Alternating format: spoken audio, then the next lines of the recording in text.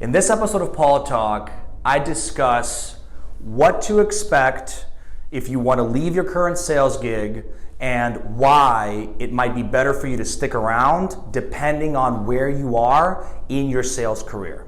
Stay tuned.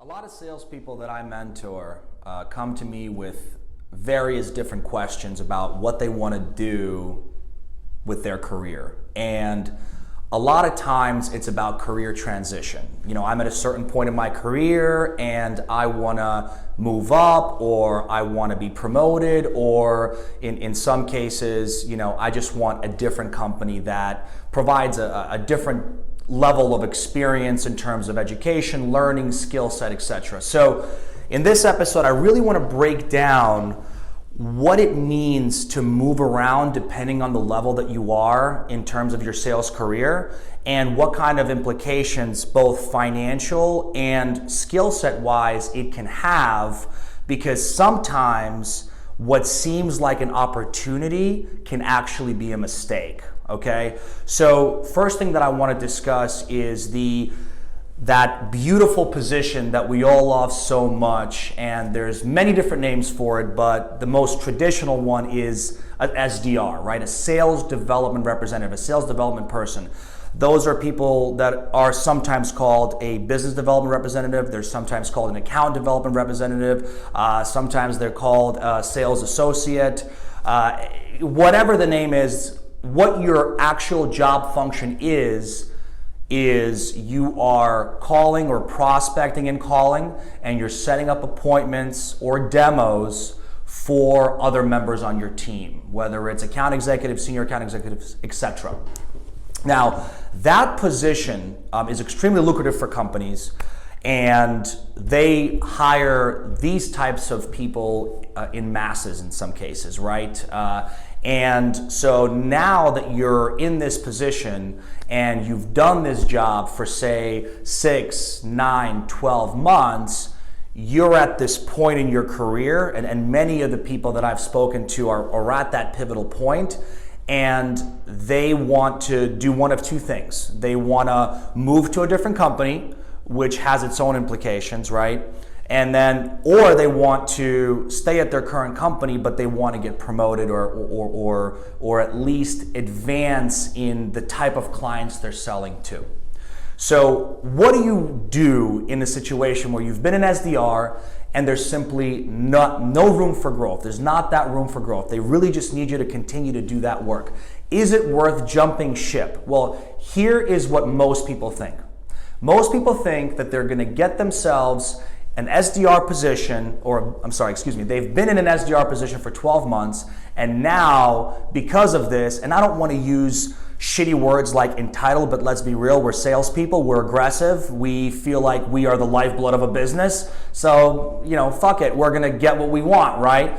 So now I've been an SDR for 12 months, I want to jump ship, so what am I looking for? Of course, I'm looking for an account executive position. So I'm going to start my process of applying for account executive positions at various companies.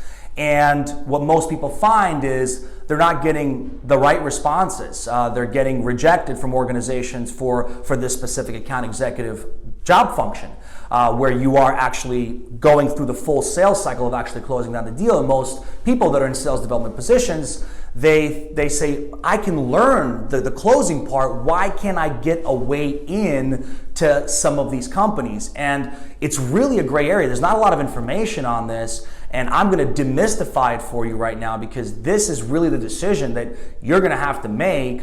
And if you really truly want to move to the next step in your career, there are certain ways to do it, in my opinion, the right way, and there's certain ways to do it the wrong way. So first, let's answer the question of why am I not getting these AE positions? Well, the answer is very simple, okay? You simply are applying for account executive positions that are not within the realm or industry that you're currently being a sales development person for. For example, if you're a sales development person for companies that sell to small and medium-sized businesses, for example, companies that provide a product or service that caters to retail stores, right? Or one or two man shops, if you will, right? And you're applying for account executive positions that sell software, well, guess what? That's just not gonna happen in this industry. I know it could, and I know you're probably like, I can do this, but the truth is, companies are looking for more of the alignment in understanding the industry and the type of profile that you're selling to.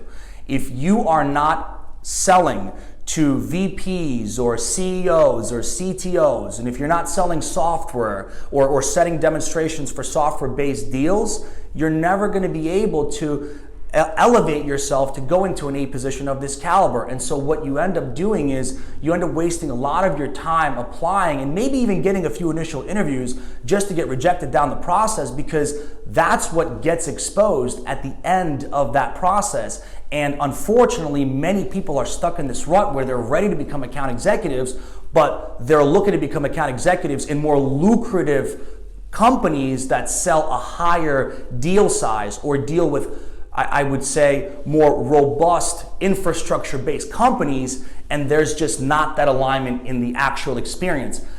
And the problem is they're probably right. And you will be setting yourself up for failure if you move into that position or try to move into that position as an account executive. Your chances of success are super low. So how do you solve that problem? Well, my advice and my recommendation is that if you are a sales development person right now and you've been doing it for 12 or even 18 months and you want to get out, identify what it is you truly want. And here's why I say this. Because if you're a sales development rep and you go to a company and you're looking for more, you want to go to another company, you're looking for more compensation. If compensation is your issue on a base salary side, that is fine, but expect yourself to go into another business development rep or SDR position at your next company. Do not attempt to leapfrog yourself to an AE because you've done the BDR work. The reason companies hire sales development people is to train them and allow them to be successful in the first part of the sale, in many cases a very tough part of the sale that engages the prospect, has to, sell them on the potential of needing the solution, and then qualify them to the point where when they pass it to the account executive, the deal actually gets done. And so in this case, if you try to leapfrog to that position too quickly, you are overstepping all of the potential promotion path SDRs that are in that current company, and that's just not going to happen. So really clarify what you're looking for, because if it's comp, then you can get a higher paying sales development position as long as you're looking to leapfrog the type of sale and the type of industry and the type of contacts, if you will, that you're selling to. That's going to get you a much higher chance of success. If you are looking to, you don't care, I said, I don't want more money, I don't care about compensation, all I want to do is I want to educate myself, I want to improve my skill set, I want to do full cycle sales from an SDR. Well, the solution there is you're going to take a sacrifice. You're going to take a hit. And the reason for that is because if you are even selling software-based, you're doing software-based sales development work, if you apply to an account executive position, that account executive position is going to be of a lower deal size. And I'm not going to say it's a lower caliber position, but it is going to be talking to smaller companies, selling smaller deals, which means in every case, less pay. Compensation for a salesperson is based on how much revenue potential that person can bring in, but the caveat is average deal size and how long it takes to close the deal. So you can actually make more money staying a sales development person if you want to jump ship at a different company than you would an account executive at another company because that account executive is going to be at a lower tier, if you will, based on the formula I just mentioned. So don't rush yourself, because in this case, this mistake that you may make moving into account executive role may be a sacrifice down the line. Because if you think about it, sticking with a software sale on the SDR side for longer can ultimately give you an opportunity to maybe get promoted internally, rather than starting a full cycle sales career selling to the wrong type of prospects. Because if you do that for 2 or 3 years and then you want to try to become an account executive on the enterprise side or software sales side that have higher deal sizes, well, guess who you're now competing with? You're now competing with people who have 2 to 3 years of enterprise sales experience, and that's going to limit your pool of companies that are willing to take a risk on someone that's sold into a different type of business, different deal sizes, different time to close, TTC.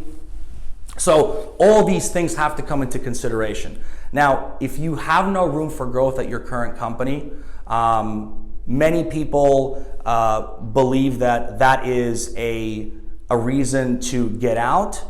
I believe it's a reason to stick around and to continue to learn and continue to develop and try your best, if you are performing, to define a clearer path that you can take within your current company to accelerate within, because the second that you can get that done within your current company, many, many more opportunities will open up to you as you start to search. So if you ask me, if I'm an SDR for 12 months, what's my recommendation? Well, my first recommendation is maybe stick around. Stick around and try to solve the reasons you're trying to leave internally, and expose that to the person you're reporting to by defining or trying to define a path of acceleration, right? Getting to that next stage. That's your best bet. But if you are keen on leaving, you want to look for sales development opportunities that are with more robust clientele, more robust deal sizes. Yes, it's the same job, but chances are it will pay you more, you will learn more, and if you don't have a career path at your current company, that should be the biggest thing you're looking for in your next organization. But do not make the mistake of getting on an interview with a hiring manager and being a sales development person for 12 or 18 months and telling them, yeah, I want to be I'm okay with being an SDR, but I want to fast track, 3 to 6 months to becoming an AE. That is the biggest red flag to a hiring manager, because they're saying, well, you gave that company 12 months and it didn't go anywhere. Whoops. It's not their responsibility to accelerate you. It's your responsibility to accelerate you. The trick is, don't say a fucking thing. Be the SDR that you can be. Get into the company, crush it, prove that you can get it done. Don't even talk about the fact that you want to be an AE. Don't give it a time frame, because leaders, sales leaders, VPs, they're not crazy. If you're in there killing it and they're not promoting you, then they're no better than the other company that you were at where you were doing well and didn't get promoted. So the truth is, your goal is to, if you're applying or interviewing for a position that is an SDR, discuss the success and the momentum that you can bring to the table for that specific position. And do not, and I say this, do not try to leapfrog yourself in an interview and present yourself as someone that wants something too quickly.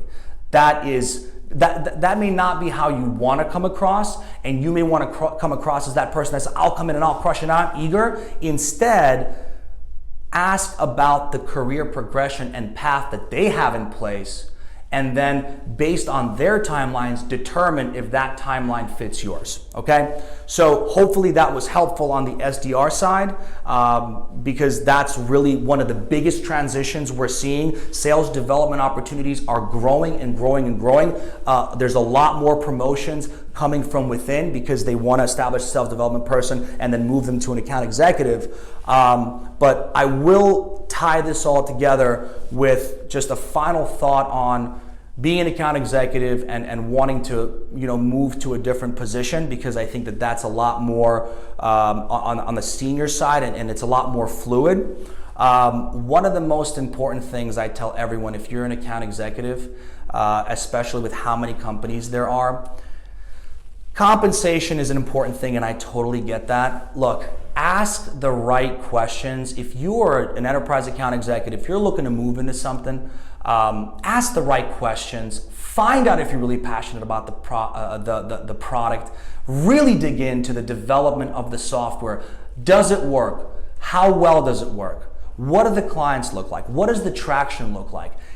You see, if I interview for a company, I evaluate it like I'm buying a business. And if you're buying a business, you best believe you're looking at every little thing. You're looking at their inventory, you're looking at their past 3 years of sales, you're looking at every single thing about that business, because when you make that investment, that's it. You're done. And if you make the wrong investment, guess what? It's really tough to get out. From the interview or from the hiring side or from the employee side, right? You're gonna put a ding on your resume, which looks bad, right? And if you bought a business, it's the same thing. You made a financial investment, and now it's gonna really hurt you if you bought the wrong type of business, or if you didn't evaluate well enough. And one final point on that, aside from doing your due diligence on the opportunity, really think about the steps ahead. Okay? Don't think about what you don't want. Don't think about the limitations. Not what do I want as my next thing, but where do I really want to end up, right? What type of sale am I really comfortable with? What do I really want to do? And I promise you, you ask around the room, you look at, what do you really want to do? Many people won't even know the answer to that because they haven't thought that far ahead. So don't think about leaving for the next opportunity.